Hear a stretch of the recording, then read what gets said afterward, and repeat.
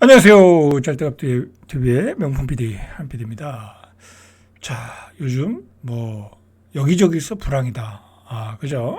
장사가 안 된다. 극심한 불황이다라는 얘기를 많이 해요. 그래서 왜 그런가? 무엇이 문제인가? 제가 한번 여러 가지 각도에서 생각을 좀 해봤어요. 그래서 나름대로 결론을 좀 내려봤어요. 개인적인 생각이니까 부담 없이 들어주시기 바래요. 그런데 아마도 맞는 것 같아요. 원인이. 자, 여러분, 결국은 우리가 작년에 수출이 잘 됐잖아요. 그죠? 수출에는 문제 없었어요. 그죠? 80억인가요? 그죠? 흑자를 냈어요. 그죠? 괜찮았어요. 문제는 없어요. 자, 그런데 그게 내수로 안 돌았다라는 거잖아요. 자, 그럼 그 많은 돈이 다 어디로 갔느냐, 라는 거죠. 자, 일단은 우리가 한번 이거부터 생각을 해봐야 돼요. 예를 들어, 이제 거제도, 부산, 그런 데는 조선업이 호황이었잖아요. 호황이라고 그랬잖아요. 그죠? 그죠? 그런데 그 조선업에서 일하시는 대부분이 이 저가 노동자들의 외국인 노동자들이라는 거야. 그 외국인 노동자들은 회를 잘 안 먹는데요. 그죠? 회를 안 먹는데, 그리고 그 사람들이 그 어렵게 번 돈을 가지고 펑펑 쓰겠어요? 유흥비를 쓰겠어요? 아니면 고기를 비싸게 사 먹겠어요? 그죠? 그렇진 않겠죠. 다 적응해가지고 자기 그 나라에 성공을 하겠죠. 그러니까 소비가 안 되는 거예요. 지방은 대부분이 외국인 노동자예요. 그죠? 대부분이 외국인 노동자다. 그나마 있는 산업도 공장 폐쇄로 가고 있다. 그죠? 그나마 한국인 노동자들이 일하는 것들은 공장 폐쇄로 가고 있다. 그죠? 저가 노동력만 남았는데 그 사람들 쓸 돈이 없다. 자, 일단은 지방은 그렇게 이해를 하면 돼요. 그런데다가 우리 젊은이들은 일자리를 찾아서 서울로 오니까 말할 필요가 없는 거예요. 그러면 왜 서울은, 그리고 광역시들은 왜 불황인가? 자, 그거는 여러분들 여러 가지 각도로 생각을 해봐야 돼요. 일단은 여러분들 코인을 한번 생각을 해보세요. 그죠? 코인. 우리 나이 때 사람들은 코인 투자 잘 안 해요. 그래서 저는 조금씩 하는데, 거의 다 안 해요. 코인을 뭔지도 모르고 어떻게 투자하는지도 몰라요. 근데 아마도 40대 이하, 그죠? 한 40대, 30대, 20대는 할 거예요. 근데 그 사람들이 코인 투자를 하면 얼마를 하겠죠? 월급의 10% 또는 5% 그렇게 투자를 하겠죠. 매달. 하겠죠. 그러면은 결국은 코인에 투자한 돈은 우리가 소비를 할 돈을 코인에 투자하는 거잖아요. 그죠? 일종의 그것도 저축이잖아요. 그죠? 투자는 저축이잖아요. 미래에 대한 저축이잖아요. 그러니까 우리가 쓸 돈이 줄어든 거예요. 소비할 돈이 줄어든 거야. 그죠? 거기다 또 주식 투자도 해야죠. 그 다음에 부동산도 사야죠. 집은 사야 될 거 아니에요. 근데 집은 2배, 3배 올랐잖아요. 그죠? 대출을 많이 받았잖아요. 그 다음에 물가는 폭등했잖아요. 소비할 돈이 없어요, 우리가 소비할 돈이 없어요. 자, 그 박종원의 경제한방에서 좋은 내용을 이야기하는데, 이제 그 박종원 그 양반은 과잉 저축이라고 이야기하더라고요. 이 이야기가 뭐냐면, 좋은 표현이라고 할까요? 개념이에요. 이게 뭐냐면, 우리 세대, 그죠? 우리 세대예요. 베이비붐, 2차 베이비붐 세대, 74년생부터 65년생, 그렇게까지, 제 세대까지 딱 걸리는 것 같아요. 2차 베이비붐 세대 또는 1차 베이비붐 세대는 저금만 했어요. 돈 안 썼어요. 그죠? 돈 있으면 부동산 사고, 돈 있으면 땅 사고, 돈 있으면 주식 사고, 저금만 했어요, 우리는. 저금만 했어요. 그래서 다 그나마 자산을 만든 거예요, 우리 세대에는. 그죠? 그리고 우리 세대는요, 소비를 안 해요. 우리 세대는요, 심지어는 어떤 생각을 가지고 있냐면, 제 나이 또래 사람들하고 이야기를 하면, 안 쓰고, 뒤에서 이제 예를 들어 설명하겠지만, 최대한 안 쓰고, 그리고 설령 가족끼리, 우리 세대의 가족이라고 해봤자, 자식이 한 둘이 있으면 제일 많은 거잖아요. 그죠? 둘 이상 없어요. 하나 내지 둘이에요. 그러면 가족 모임 가면 다 아버지가 돈을 내요. 저희가 돈 내요. 그게 소비예요. 그 다음에 아들 자가용 사주는데 보태주고, 집 사주는데 보태주고, 그죠? 그동안 모았던 거, 그동안 벌었던 걸 가지고 보태주고, 그거 외에는 없어요. 저희를 위해서 소비하는 건요, 딱 두 가지밖에 없는 것 같아요. 자동차는 잘 바꾸더라고요. 저희 세대도. 아마 최대 소비층인 것 같아요. 그죠? 요즘은 또 자가용을 바꾸면 대부분이 그랜저급으로 바꿔요. 그랜저급으로. 소나타도 안 바꾸더라고요. 저희 이 동료들을 보니까. 그 다음에, 병원비. 그 정도밖에 없어요. 그러니까 우리 세대는 소비를 안 해요. 옷을 사 입거나, 또는 비싼 음식을 사 먹으러 가거나, 술을 마시거나. 술은 마시질 않아요, 이제. 그죠? 몸에 안 좋은데 왜 술을 마셔요? 그죠? 과거같이 그렇게 모임 많지도 않고, 그냥 가볍게 식사 한번 하고, 회비 10,000원, 20,000원, 30,000원 내서 가볍게 식사하고 헤어지는 것 뿐이에요. 그죠? 우리 세대는 소비를 안 하고, 우리 이 아들 세대 40대 애들은 소비할 돈이 없어요. 그죠? 그러니까 소비가 안 되는 거예요. 그런데다가 지금 문제가 뭐냐면, 코비드 때는 돈을 많이 풀어서 저금리 효과를 누렸잖아요. 금리가 떨어졌잖아요. 근데 지금은 코비드 때처럼 돈을 풀 수 있는 시대가 아니잖아요. 그리고 다 걷어들였고 이미. 자, 그래서 걷어들이다 보니까 이 미국의 경제가 좀 문제가 있구나. 이제 금리를 내려야겠구나라고 생각을 했잖아요. 그죠? 그래서 금리 인하를 한 2번 했죠. 우리도 한 2번 했고. 자, 그런데 미국이 금리 인하를 했는데 무슨 문제가 생겼어요? 주가가 폭등하는 거야. 이놈의 주가가 완전히 거품 단계로 들어간 거야. 미국은 거품이에요. 그냥 뒤에서 이야기하겠지만 미국은 거품으로 들어간 거예요. 왜 그러냐면 뒤에서 이야기하겠지만 미국은 세계의 돈들이 강달러를 기조로 그냥 유동성이 다 빨려 들어가는 거야. 그게 다 주가를 올리는 거예요. 거기에 미국의 신기술이 받쳐주는 거예요. 그죠? 미국은 AI, 엔비디아 반도체, 테슬라 그런 기술들이 받쳐주니까 그것과 조화를 이루면서 주가가 폭등을 하는 거예요. 그러면서 거품을 만들고 있는 거예요. 그러다 보니까 문제가 뭐냐면 미국이 금리 인하를 내년에도 해야 되는데 금리 인하를 못할 상황으로 지금 가고 있다라는 거야 이미. 그래서 어제 나온 게 12월 달에 고용이 완전히 충격적으로 나온 거야. 너무 잘 나왔다. 고용이 얼마나 잘 나왔냐면 전월 대비 미국의 비농업 일자리, 그러니까 서비스업이죠. 전월 대비 25만 6천 명이 늘었다는 거야, 일자리가. 그죠? 아니, 일자리가 줄어들어야 금리 인하를 하는 거잖아요. 경기를 더 펌프업 시키려고. 근데 경기가 완전 더 호황을 누리고 있는 거야. 주가가 올라가니까 호황을 누리고 있는 거예요. 미국은 버블 경제를 지금 누리고 있는 거예요. 다우존스가 집계한 전망치보다 15만 5천 명이 늘었다는 거야. 자, 이러면 어떻게 되겠어요? 금리 인하를 할 필요가 없겠구나. 그죠? 금리 인하를 할 필요가 없겠구나. 그렇게 되겠죠? 그렇게 되는 거예요. 그러면서 미국의 10년물 국채금리가 4.8%, 30년물은 5%. 자, 이렇게 급등을 하고 있는 거야. 그러면 여러분들, 4.8%, 5%면, 주식 투자 하겠어요? 안 하겠죠? 그죠? 채권을 사겠죠? 많은 돈들이, 기관 돈이나, 펀드의 돈들이, 그러니까 주식이 폭락을 했죠. 1%대 폭락을 한 거죠. 그래서 주식이 떨어지는 거예요. 그죠? 그러면, 우리나라 국채도 사겠어요? 3%인데? 안 사겠죠? 그러니까 우리나라 국채도 팔고, 미국의 국채를 사겠죠. 미국의 10년물을 사면 4.8%, 5년물을 사면 한 4.2%는 줄 거 아니에요. 그죠? 그러니까 우리나라 3%밖에 안 주는데, 그러니까 우리나라 국채를 팔고 미국으로 나가고 있는 거예요. 외국인 자금들이. 그죠? 그러니까 우리가 원화가 약세를 띠고 있는 거예요.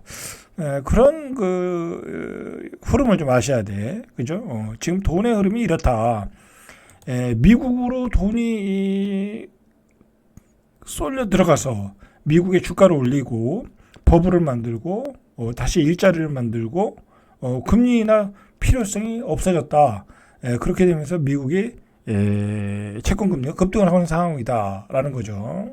자, 그러니까 금리 하락을 기대하고 있던 미국의 입장에서는 이제 부담으로 작용하고 연준에서 계속해서 이제 금리 인하할 필요가 없다.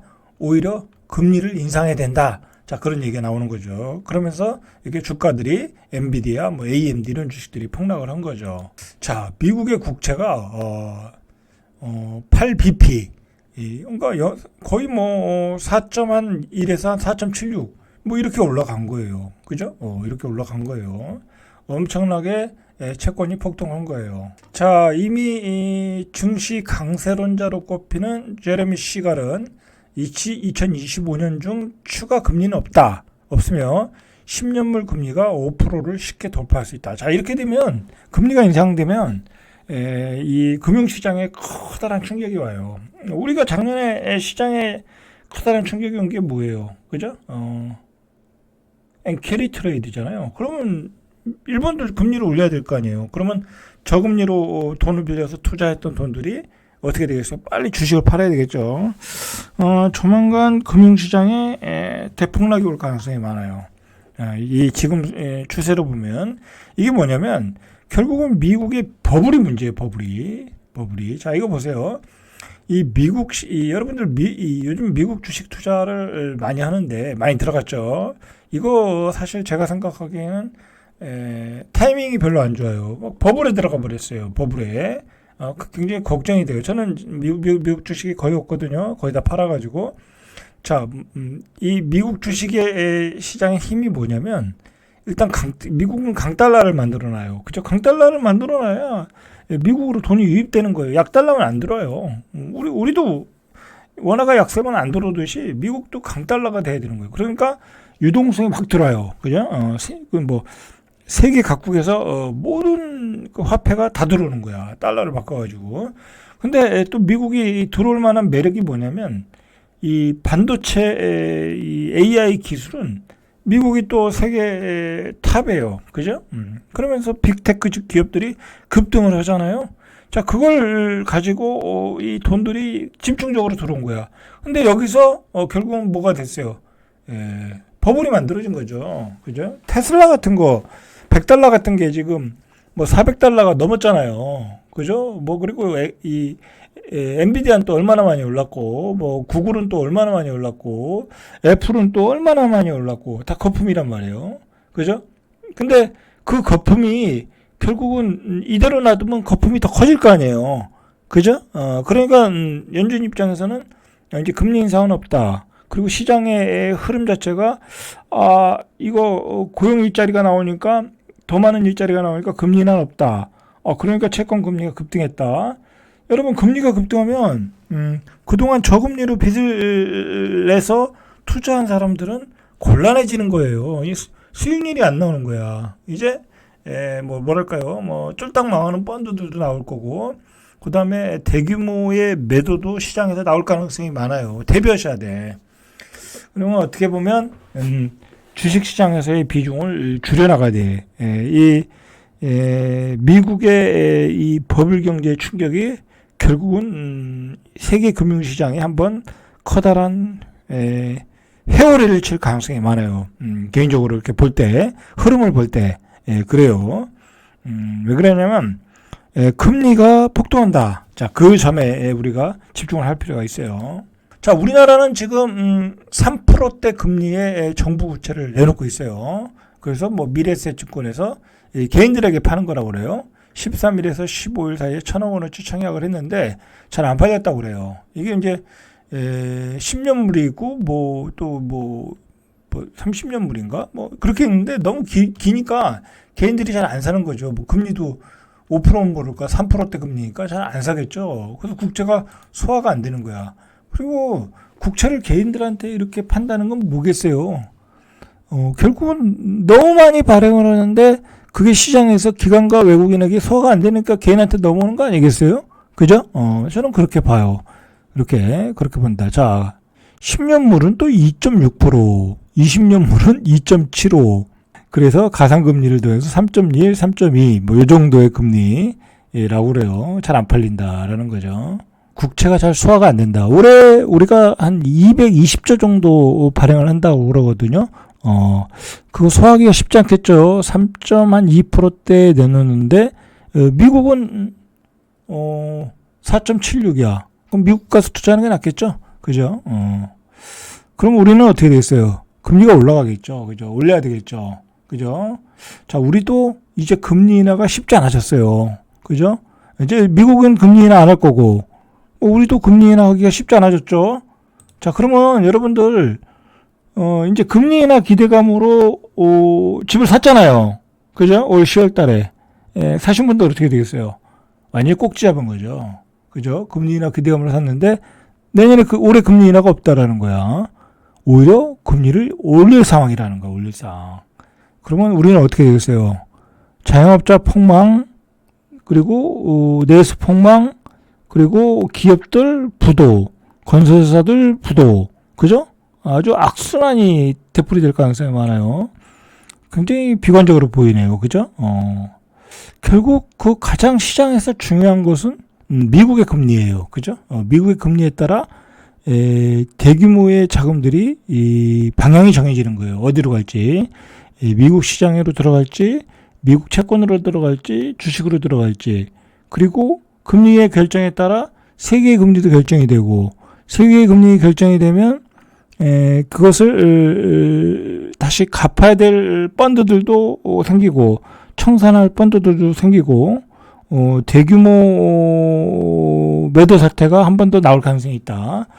라는 걸 전제로 두시고, 그리고 부동산 시장 입장에서 보면 금리가 계속 올라간다. 지금도 굉장히 버티기 어려운 상황이거든요. 지금요, 뭐 저희가 이 거래하는 단지도 뭐 거래하는 단지뿐만 아니라 세종시 같은 경우에도 경매가 어마어마하게 나오고 있어요. 그죠? 뭐 우리 가게 구성원들이 전부 다가 좋은 직장 다니고 월급을 많이 받고 그런 게 아니잖아요. 뭐 대부분 또 자영업 하시는 분도 있고, 경제 사정이 어려운 분도 있고, 그리고 심지어는 이런 분도 있어요. 뭐, 자신의 수입에는 뭐 문제가 없는데, 너무 많은 투자를 해놓은 거야. 그래서 또 버티기 힘들어서 경매가 나오는 경우도 있고, 그러니까 작년에 집합 건물 경매가 5만 건을 넘었다는데, 잘못하면 올해는 7만 건, 8만 건까지, 그죠? 쏟아져 나올 가능성이 있어요. 그러니까 전반적으로 부동산은 폭락, 그죠? 시간이 갈수록 폭락. 절대로 올해는 매수 타임을 잡을 필요가 없어요. 매수 타임을 잡더라도 하반기에 한번 떨어지는 각도와 떨어지는 폭을 보시고 잡으셔야지. 절대로 상반기에 뭐 중반기에까지 철저하게 관망을 하실 필요 있고, 지금 상황은 굉장히 금융시장이나 그리고 뭐 부동산 시장이나 우리가 생각했던 것보다 훨씬 더 심각한 상황으로 갈 수 있다. 그것의 원인은 금리다. 그죠? 우리가 작년에 생각했던 금리 인하는 물 건너갔다. 그죠? 작년에 생각했던 금리 인하는 물 건너가고, 오히려 금리 인상, 그죠? 오히려 금리 인상을 할 단계로 갔다. 여러분, 요즘에 우리가 기준금리는 뭐 3%대인데, 여러분들 전세 대출 받거나 담보 대출 받으려면 가상금리가 한 1.5 이상 붙어요. 1.5, 1.7부터. 그죠? 그것만 봐도 돈이 지금 굉장히 부족한 상황이에요. 그죠? 돈이 굉장히 부족한 상황이야. 예전에 돈을 많이 풀었을 때는 돈이 뭐 저금리 때는 많았지만 지금은 돈이 굉장히 귀한 시대예요. 그만큼 그러면 금리가 올라가거든요. 그리고 돈을 우리가 가볍게 또 빌려줄 수 있는 상황도 아니야. 은행 입장에서는. 자, 오늘은 여기까지 절대갑TV의 명품 PD 한 PD였습니다.